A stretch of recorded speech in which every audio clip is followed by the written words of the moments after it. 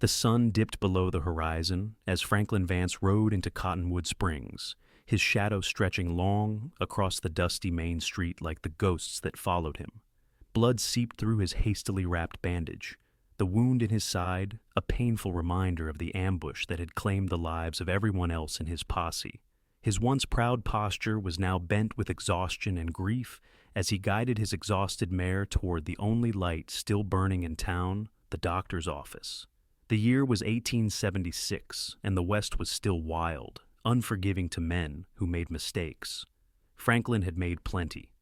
Another one, Dr.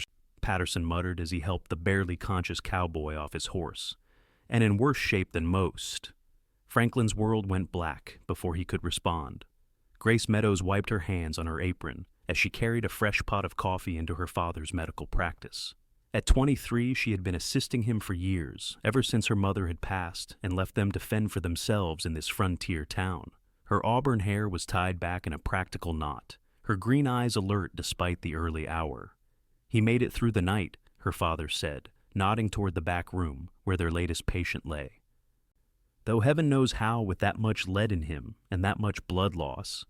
Grace set down the coffee pot. "I'll check on him." "Be careful," her father warned. "Men like that, broken men, they're unpredictable." Grace nodded, but proceeded anyway.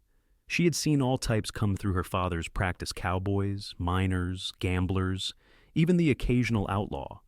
This one didn't look much different from the others. At first glance tall, broad-shouldered, with a face that might have been handsome, if not for the hard lines etched by sun and suffering. His eyes flew open when she approached, hand instinctively reaching for a gun that wasn't there. "Easy," Grace said softly. "You're safe.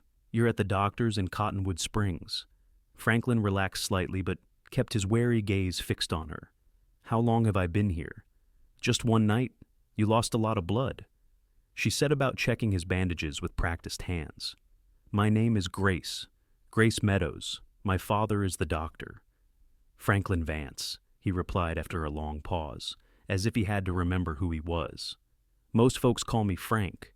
"Well, Mr. Vance, you've got 3 bullet wounds, 2 broken ribs, and enough cuts and bruises to suggest you've had a very bad week." A shadow crossed his face. "You could say that. Would you like to talk about it?" "No, madam, I would not."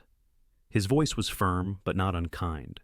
Grace nodded, respecting his privacy. "Then, let's focus on getting you well again." Over the next few days, Franklin proved to be a difficult patient. He spoke little, slept fitfully, and pushed himself to recover faster than was wise. Grace caught him trying to stand on the 3rd day, his face pale with pain. "Mr. Vance, you'll tear your stitches," she scolded, helping him back to bed. "I can't stay here," he muttered. "Not safe. For you or for us?" she asked directly. His blue eyes met hers. "Both." Word spread quickly through Cottonwood Springs about the mysterious wounded cowboy at Dr. Patterson's. Mayor Thornton paid a visit, supposedly to welcome the stranger, but clearly to assess any potential threat to the town. "They say he was the only survivor of the Blackwater Canyon massacre," the mayor told Dr. Patterson, loud enough for Grace to overhear. "Pinkerton men were looking for that gang for months. Everyone else was killed, outlaws and lawmen alike." "And which was he?" Dr. Patterson asked. The mayor shrugged. "That's what folks are wondering." By the end of the first week, Franklin was able to sit up and take meals at the small table in his room. Grace brought him a hearty stew and fresh bread, noticing how his hands, though calloused from years of hard work, handled the spoon with surprising gentleness. "The whole town's talking about you," she said conversationally. "Towns always talk," he replied. "Usually best not to listen." "They say you were in a massacre." Franklin set down his spoon. "I was." "They can't decide if you were the hunter or the hunted." A bitter smile touched his lips. "Maybe I was both." Grace studied him. Beyond the physical wounds, she could see deeper damage, the kind that didn't heal with bandages and rest. His eyes carried a haunted look, and he startled at sudden noises. He had the watchfulness of a man who expected danger from every corner. "I think," she said carefully, "that whatever happened to you was terrible, and you're carrying it alone. That's a heavy burden, Mr. Vance." "Some burdens can't be shared, Miss Meadows." All burdens can be shared. Whether we choose to is another matter. Franklin looked at her with newfound curiosity. You're wise for someone so young. I've seen my share of suffering, she replied simply. This town might seem peaceful, but we've had our tragedies. As days turned into weeks, Franklin grew stronger physically, but the townspeople's whispers grew louder. Sheriff Davis started making daily visits, ostensibly to check on the stranger's recovery, but clearly keeping watch. Franklin noticed and became increasingly restless. I need to move on, he told Grace one evening as she changed his bandages. I've stayed too long already. You're not fully healed, she protested. That wound in your side could open again with too much exertion. I've ridden with worse. Grace frowned. That's not something to be proud of, Mr. Vance. He almost smiled. No, madam, I suppose it isn't. The next morning, Grace found Franklin dressed in his mended clothes, strapping on his gun belt with difficulty. Where do you think you're going? She demanded. Thought I'd take a walk, get some air. With your gun? She crossed her arms. Franklin looked down at the weapon, then back at her. Force of habit. Mr. Vance, I don't know what kind of trouble follows you, but the kind that gets people killed, he interrupted, his voice suddenly hard. The kind that doesn't care about innocent bystanders. Grace stepped closer, undaunted. And yet you care? Or you wouldn't be warning me. Something flickered in his eyes. Surprise, perhaps, that she had seen through him so easily. Let me help you, she said more gently. Whatever you're running from... I'm not running, he said sharply. I'm hunting. The admission hung between them, changing everything and nothing. The men who ambushed us, Franklin continued after a moment, they were part of something bigger, something I've been tracking for years. Is that why you were with the posse? He nodded. I joined as a guide. They didn't know my real reasons. And now I'm the only one left who knows what they were planning. He checked his gun with practiced ease. And they know I'm alive. Grace should have been frightened. Any sensible woman would step back, call the sheriff, distance herself from this dangerous man. Instead, she found herself saying, Then you need help. Franklin looked at her as if she'd lost her mind. No. Yes, she insisted. You can barely walk across the room without pain. How do you expect to track down dangerous men alone? Miss Meadows, this isn't your fight. It became my fight when you stumbled half dead into my town, she retorted, when I spent nights keeping you alive. Their argument was interrupted by Dr. Patterson's arrival. He took one look at the armed cowboy and his determined daughter and sighed deeply. Grace, give us a moment, please. Reluctantly, she left, but not before giving Franklin a look that clearly said their conversation wasn't over. Mr. Vance, Dr. Patterson began once they were alone, I've been practicing medicine in this town for 20 years. I've treated good men and bad, and most who fall somewhere in between. Franklin remained silent, waiting. I don't know which you are yet, the doctor continued, but I know a man carrying a burden that's breaking him. I see it in your eyes, in how you hold yourself, like you're carrying the weight of all those who died. Doc, let me finish. This town has seen its share of trouble. We've buried too many. Whatever you're involved in, if it follows you here, more will die. That's why I need to leave, Franklin said firmly. In your condition, you'll be dead within days. The doctor shook his head. And my daughter seems determined to help you, though God knows why. I didn't ask for her help. No, but you need it, and perhaps... Dr. Patterson studied him closely. Perhaps she needs to give it. Later that day, Sheriff Davis arrived with Mayor Thornton and several town council members. Their expressions were grave as they entered the doctor's office. We need to speak with Mr. Vance, the sheriff announced. Grace, who had been organizing medical supplies, straightened. He's resting. This can't wait, Mayor Thornton insisted. Dr. Patterson emerged from the back room. What's this about, Sheriff? We received a telegram from Fort Smith. There's a reward out for a man matching your patient's description. Franklin appeared in the doorway, standing straight despite the pain it clearly caused him. What's the reward for, Sheriff? The room fell silent as everyone turned to look at him. Murder, Sheriff Davis said finally. The killing of 5 men at Blackwater Canyon. 5? Franklin's laugh was hollow. There were 12 men killed at Blackwater. I know because I buried them. According to this, the The sheriff held up the telegram. "You're wanted for questioning in connection with the deaths of 5 bounty hunters who were pursuing the Blackwater gang." Understanding dawned on Franklin's face. Of course, they're covering their tracks. "Who is?" Mayor Thornton demanded. "The real killers." Franklin looked around the room, seeing only suspicious faces except for Grace and her father. "The men I'm hunting were once lawmen themselves. Now they use their badges to hide their crimes."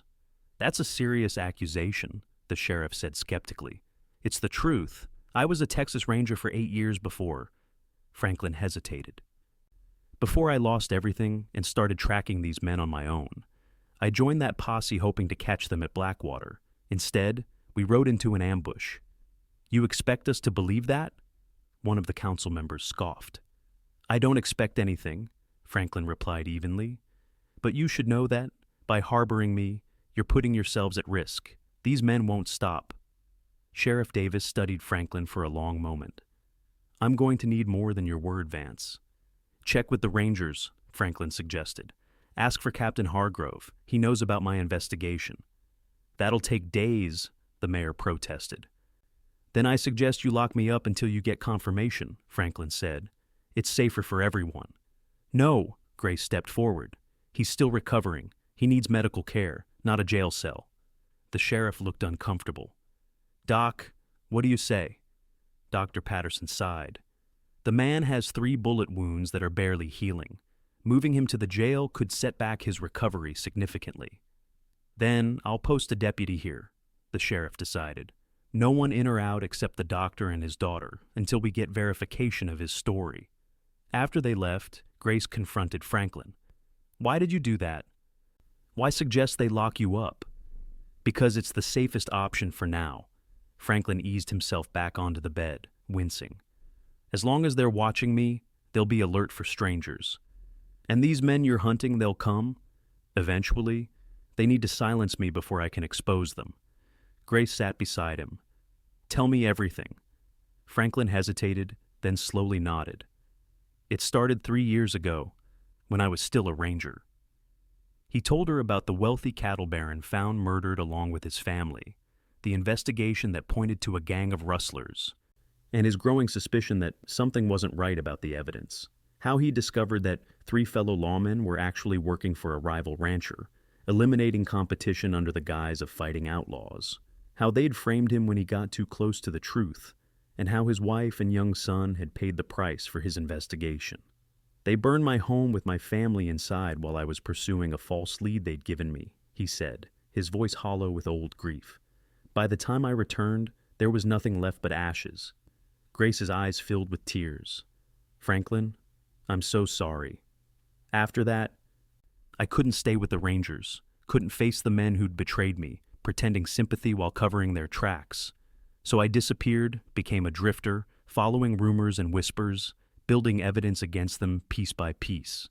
And the posse at Blackwater? I'd tracked them to that area. When I heard a posse was forming to go after a gang hiding in the canyon, I knew it was them, setting up another group to take the blame for their crimes. I joined, hoping to finally confront them. Instead, they were waiting for us." Grace took his hand, surprised when he didn't pull away. "You need to rest now. We'll figure out what to do tomorrow." For the first time since he had arrived, Franklin slept deeply, without nightmares. Word of Franklin's claims spread through Cottonwood Springs like wildfire. The town divided quickly those who believed his story of corrupt lawmen and those who saw only a dangerous fugitive in their midst. Sheriff Davis maintained his deputy at the doctor's office but treated Franklin with increasing respect as the days passed. A week later, a response came from Captain Hargrove confirming Franklin's former status as a ranger and acknowledging an ongoing investigation into allegations of corruption. It wasn't a full vindication, but it was enough to make the sheriff reconsider the wanted poster. "Could be there's more to this than meets the eye," he admitted to Dr. Patterson. "I'm removing the guard, but Vance is still your responsibility until we get to the bottom of this."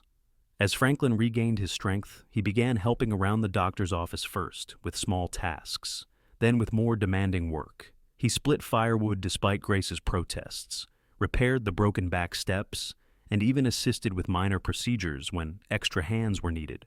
The townspeople watched this transformation with varying degrees of skepticism.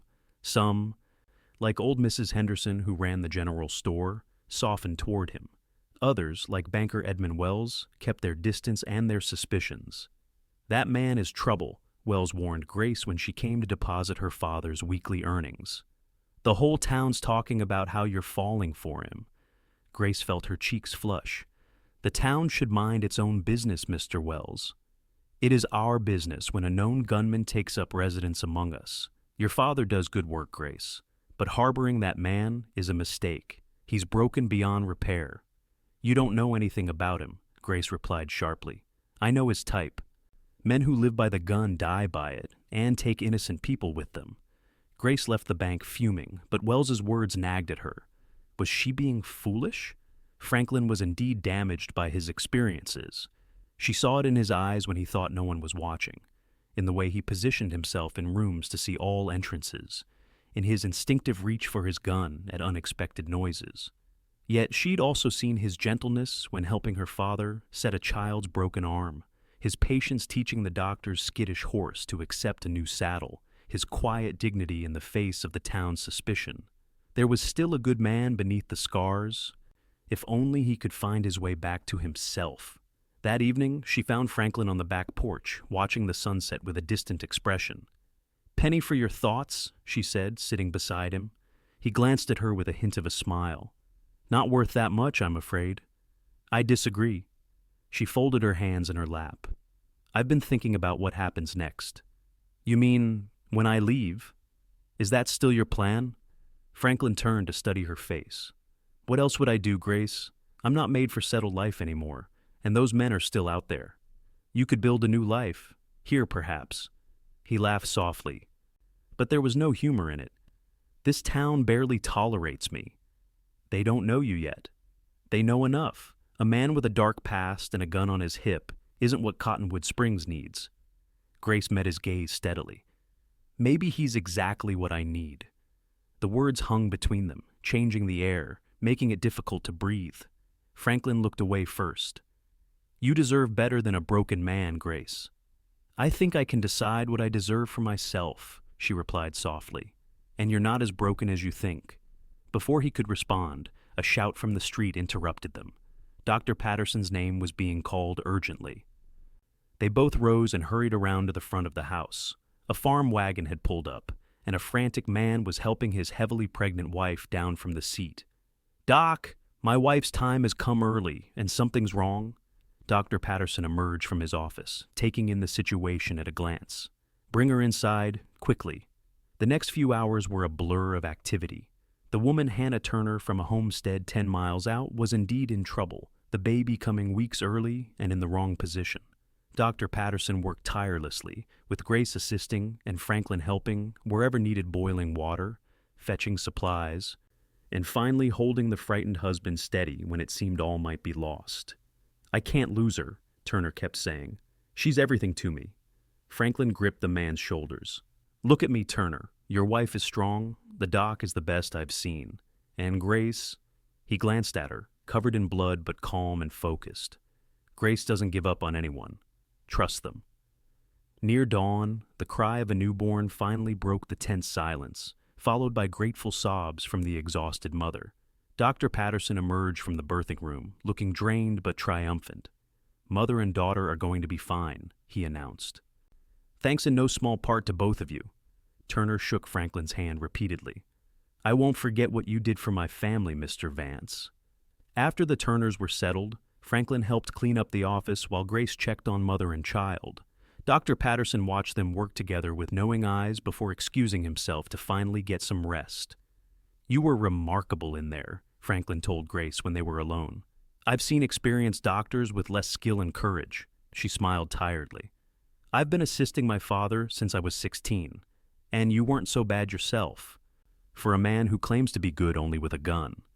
I've delivered a few foals and calves in my time." He hesitated, then added, "And I was there when my son was born." Grace paused in her work, recognizing the significance of him sharing this memory. "What was his name?" "James, after my father." Franklin's voice softened. "He had just turned 2 when—" Grace moved to his side and gently touched his arm. He would be proud of the man you are. Franklin looked down at her hand on his arm, then into her eyes. Something shifted between them, a barrier falling away. Slowly, giving her every chance to pull back, he leaned down and kissed her a gentle, questioning kiss that held both hesitation and hope. Grace responded with a certainty that surprised them both, her hands moving to his shoulders as she rose on tiptoes to meet him more fully. When they parted, Franklin rested his forehead against hers. "I should apologize." "Don't you dare," she whispered, smiling.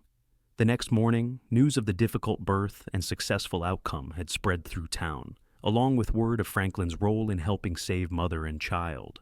The mood toward him shifted perceptibly, nods of acknowledgement replaced suspicious glances, and several people stopped to thank him for helping the popular Turner family. "Seems you're becoming a local hero," Grace teased as they walked to the general store for supplies. Franklin looked uncomfortable with the attention. "I just did what anyone would do."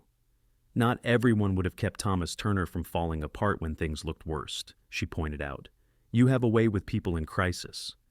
"Years of practice," he said wryly. At the store, Mrs. Henderson greeted them warmly and insisted on giving Franklin a fresh apple pie for his kindness to the Turners. As they left with their purchases, Franklin noticed a stranger watching them from across the street, a hard-faced man leaning against the hitching post outside the saloon. Franklin casually shifted position to keep himself between Grace and the stranger. "Go back to your father's office," he said quietly. "Now." Grace followed his gaze and tensed. "Who is that?" "I don't know, but I don't like how he's watching us." Franklin handed her the packages. "Please, Grace, go." For once she didn't argue, seeming to understand the seriousness of his concern. As soon as she was safely on her way, Franklin crossed the street toward the saloon, his right hand loose and ready near his gun. The stranger straightened as Franklin approached, a cold smile spreading across his weathered face. "Well, well, Frank Vance in the flesh. Heard you were dead. Sorry to disappoint." Franklin stopped a few paces away, assessing the man. "Do I know you?" "Name's Reeves. I rode with Hardin back in '71. The name meant nothing to Franklin, but the association with John Wesley Hardin, a notorious outlaw, told him everything he needed to know. "What brings you to Cottonwood Springs, Reeves?" The man shrugged. "Just passing through. Though I might stick around now that I've seen what fine hospitality they offer to certain types." The threat was thinly veiled. Franklin kept his voice level. "Town's not looking for trouble." "Neither am I." Reeves spat tobacco juice into the dirt. "But I might have mentioned to some friends that you were here, alive. They seemed mighty interested." Franklin's blood ran cold. "Whoever sent you, tell them to come themselves if they want me." "Oh, they will." Reeves pushed off from the hitching post. "Soon enough. Might want to say your goodbyes to that pretty doctor's daughter before they arrive." It took every ounce of Franklin's self-control not to draw on the man right there in the street. Instead, he watched as Reeves mounted his horse and rode slowly out of town, turning once to tip his hat mockingly. Sheriff Davis approached as the rider disappeared from view. "Friend of yours, Vance?" "The opposite." Franklin turned to the lawman. "Sheriff, I think it's time I moved on." "Because of him?" "He's just the messenger. The real trouble's coming." Davis studied him thoughtfully. "The men you've been hunting?" Franklin nodded. "And if you leave, they'll follow you and leave my town alone?" "That's the idea." The sheriff scratched his jaw. "Seems to me running just puts innocent people elsewhere at risk. And from what I'm hearing from Captain Hargrove, these men need to be stopped." Franklin looked at him in surprise. "What exactly did Hargrove tell you?" "Enough to know you're not the villain in this story." Davis sighed heavily. "Look, Vance, I've been sheriff here for 15 years, built something good. I'm not about to let corrupt badges destroy it. What are you suggesting?" "I'm suggesting we make a stand. Here. On our terms." Franklin shook his head. "These aren't just bandits, Sheriff. They're experienced lawmen gone bad. They know every trick." "So do we." Davis met his gaze steadily. "And they don't know Cottonwood Springs." When Franklin returned to the doctor's office, he found Grace waiting anxiously. "Who was that man?" she demanded. "Someone who recognized me. He's gone now." But others are coming. It wasn't a question. Franklin nodded reluctantly. I'm leaving tonight. With luck, they'll follow me and leave the town alone. No, Grace's voice was firm. Sheriff Davis already came by. He told me about his plan. It's too dangerous. More dangerous than you facing these men alone? She stepped closer. Franklin, you don't have to carry this burden by yourself anymore. Grace, I love you, she said simply. I think I've loved you since that first week when you were too stubborn to die despite your wounds. I'm not letting you ride off to certain death. Franklin stared at her, momentarily speechless. When he finally found his voice, it was rough with emotion. I can't risk losing you too. Then don't. She took his hands in hers. Stay and fight. With people who care about you. With me. That evening, a meeting was held in the back room of the general store. Sheriff Davis, Mayor Thornton, Dr. Patterson, Franklin, and a dozen of the town's most trusted citizens gathered to discuss the impending threat. Vance believes there are at least 3 men coming, the sheriff explained. Former lawmen turned bad, responsible for multiple murders across 3 territories. Why are they so fixated on you? Mayor Thornton asked Franklin. Because I'm the only one who can identify them and prove what they've done, Franklin replied. I've spent years gathering evidence, tracking witnesses. If I testify, they hang. And they killed your family to silence you, Dr. Patterson added quietly. Franklin nodded, his jaw tight. Among others. So what's the plan? Asked Howard Jensen, the blacksmith whose massive arms were crossed over his chest. Sheriff Davis outlined his strategy. They would prepare the town for defense, but make it appear vulnerable. They would set a trap, using Franklin as bait, while positioning armed men at key locations. These men expect to find Vance alone, or maybe with minimal protection, Davis explained. They don't expect an organized resistance. It's still risky, Franklin warned. They're good with guns and won't hesitate to kill anyone who gets in their way. Which is why we need to surprise them, the sheriff insisted. The discussion continued late into the night, with Franklin providing detailed descriptions of the men he expected and their likely tactics. By the time they dispersed, a plan was in place. The next 3 days were tense as Cottonwood Springs prepared discreetly for the coming confrontation. Families with young children were encouraged to visit relatives in neighboring towns. Buildings were subtly reinforced, and positions were assigned to those willing to stand and fight. Throughout it all, Grace remained steadfast at Franklin's side, refusing to leave despite his continued attempts to persuade her. My place is here, she told him firmly, with my father, with this town, and with you. On the 4th day, Dr. Patterson took Franklin aside. I've watched you with my daughter, he said without preamble. Your feelings for her are obvious. Franklin didn't deny it. She deserves better than me. Perhaps. The doctor smiled slightly. But she's chosen you, and Grace has always known her own mind. The question is, what will you do with that knowledge? If we survive this when, Dr. Patterson corrected. When you survive this. Franklin nodded, accepting the older man's confidence. When we survive this, I want to build a life worthy of her. Good. That's all a father can ask. Dr. Patterson clapped him on the shoulder.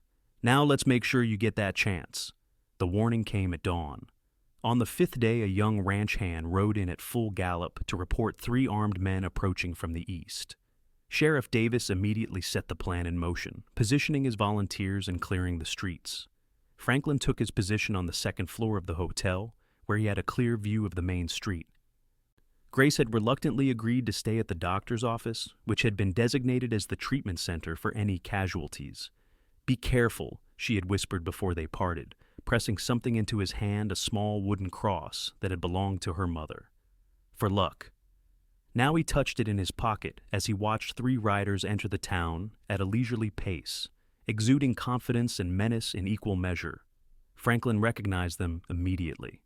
Marshal Cooper, once a respected Texas Ranger, Silas Beck, former Deputy U.S. Marshal, and the leader, Judge William Harrington, who had presided over dozens of trials before turning to corruption. The sight of Harrington made Franklin's blood boil. It had been the judge who ordered the attack on his home, who had coolly arranged the murder of Franklin's family while pretending to sympathize with the grieving ranger. The three men dismounted outside the saloon, tying their horses with the unhurried movements of men who feared nothing. Cooper and Beck flanked Harrington as they surveyed the unusually quiet street. "Looks like someone warned them," Cooper remarked loud enough to be heard. "Doesn't matter," Harrington replied. "Vance is here somewhere, and we'll find him." They entered the saloon, and Franklin signaled to Sheriff Davis, who was positioned in the gunsmith's shop across the street. The trap was set. Now they just had to wait for the corrupt lawmen to make their move. Inside the saloon, the three men found only the bartender and two apparent customers actually deputies in disguise.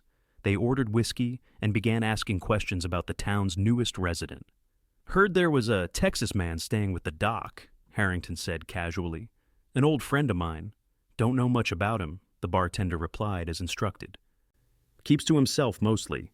Beck leaned forward menacingly. "Where's the doctor's place?" "End of the street. White House with the green shutters." The three men exchanged looks, then finished their drinks. "Much obliged," Harrington said with a cold smile. As they left the saloon, Franklin signaled again. This was it. They were heading for the doctor's office, just as predicted.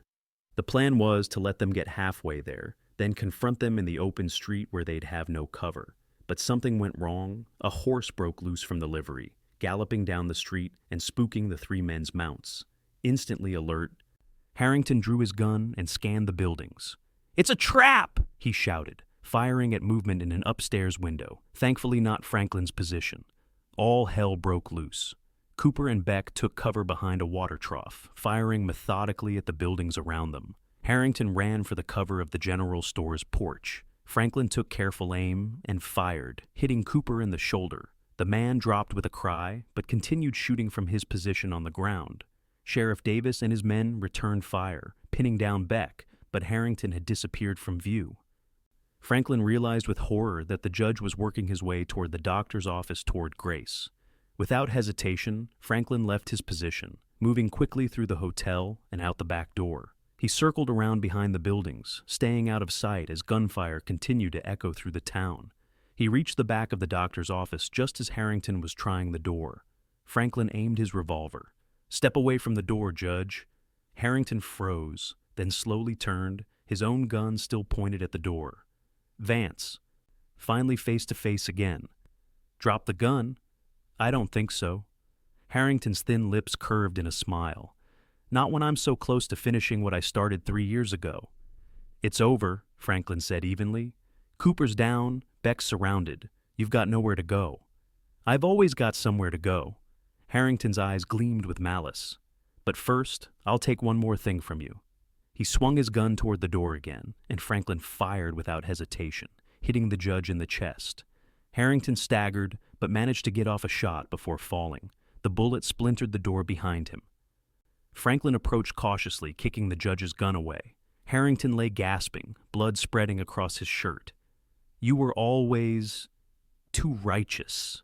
Vance," he wheezed. "Could have been rich if you joined us." "I'd rather be poor and clean than rich with blood money," Franklin replied. "Your wife, she begged for your boy's life." Harrington's eyes gleamed with final malice. "Told her you sent us." Rage flooded Franklin, but he controlled it, refusing to give the dying man the satisfaction of seeing him break. "You'll answer to God for that, Judge. I'm done being your judge and jury." Harrington laughed wetly. Blood bubbling at his lips, then went still, his eyes fixed on eternity. The door flew open, and Grace appeared, her face pale but determined, a shotgun in her hands. She took in the scene in an instant. "Franklin, are you hurt?" "No," he said, suddenly exhausted.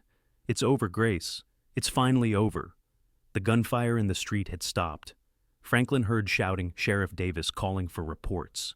He took Grace's hand, and together they walked around to the front of the building. Cooper and Beck were both in custody, wounded but alive to stand trial. 2 townspeople had been injured, but miraculously, no one had been killed except Harrington. In the days that followed, the full story emerged. Captain Hargrove arrived with Texas Rangers to take custody of the prisoners, bringing with him the files Franklin had sent him years before evidence of the corruption ring that had operated across 3 territories under Judge Harrington's direction.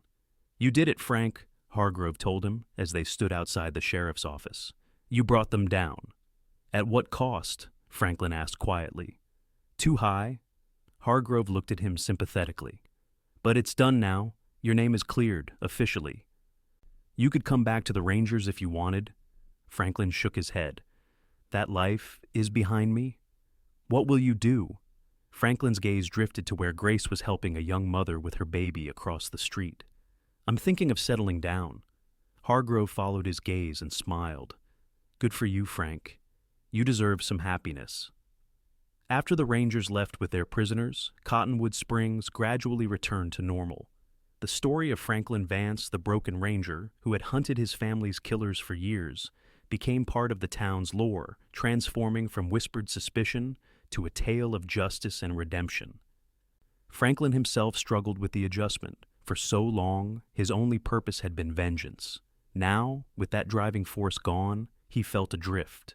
Nightmares still plagued him, and he often woke in a cold sweat, reaching for his gun. Grace was his anchor through it all. Her unwavering patience and quiet strength gave him something to hold on to when the darkness threatened to pull him under. One day at a time, she would remind him when he grew frustrated with his lingering demons. Healing takes time. What if I never heal completely? He asked her one evening as they sat on the porch swing he had built for her father's house. Then we'll learn to live with the scars, she replied simply. They're part of you, part of your story, but they don't define your future. Slowly, Franklin began building that future. He took a job as Sheriff Davis's deputy, using his experience to help keep the peace rather than pursue vengeance. He rented a small house at the edge of town and spent his free time repairing and improving it. The townspeople who had once whispered that he was too broken, too dangerous, gradually changed their tune. They saw how he mentored young boys who needed guidance, how he treated everyone with respect, regardless of station, how he worked tirelessly during the flood that spring to save homes and livestock. Most of all, they saw how he looked at Grace Meadows like she was the sun after years of darkness. 6 months after the shootout, on a perfect autumn day, Franklin and Grace were married in the town's small church. The building overflowed with well-wishers, including many who had once doubted that the broken cowboy could ever find peace. Dr. Patterson gave his daughter away with misty eyes but a happy heart, having seen firsthand the healing that had taken place in both Grace and Franklin. She saved me, Franklin told the doctor the night before the wedding. No, Dr. Patterson corrected gently. She showed you that you were worth saving. You did the hard work yourself. After the ceremony, as they greeted their guests, old Mrs. Henderson clasped Franklin's hand. I owe you an apology, Mr. Vance. I was among those who said you were too broken for our Grace. No apology needed, madam. I thought the same myself. She patted his cheek affectionately. Well, we were both wrong. Sometimes it just takes the right person to help put the pieces back together. That night, as they stood on the porch of their home, Franklin pulled Grace close. I never thought I'd have this again, he admitted, his voice rough with emotion. A home, someone to love. Do you remember what I told you that first week when you were determined to leave? Grace asked, looking up at him. That all burdens can be shared, he recalled with a smile. And was I right? Franklin kissed her gently. As usual, Mrs. Vance, entirely right. 2 years later, Franklin stood on that same porch, watching Grace rock their infant son. They had named him David, a new name for a new beginning. Though a small wooden box on the mantel held mementos of James and Franklin's first wife not forgotten, but no longer a source of unbearable pain. Cottonwood Springs had grown, with new businesses and families drawn by its reputation for safety and community. Franklin now served as sheriff, Davis having retired the previous year. His deputy was young Thomas Turner, whose wife and daughter had been saved the night Franklin had helped deliver their child. Sheriff Vance, a voice called, and Franklin turned to see a rider approaching the stagecoach company's messenger. What is it? Eddie? Telegraph from Fort Smith, the young man reported. They're sending a judge for the Mason trial next week. Franklin nodded. Thank you. As the messenger rode off, Grace came to stand beside him, the baby sleeping in her arms. Everything all right? Just news about the trial.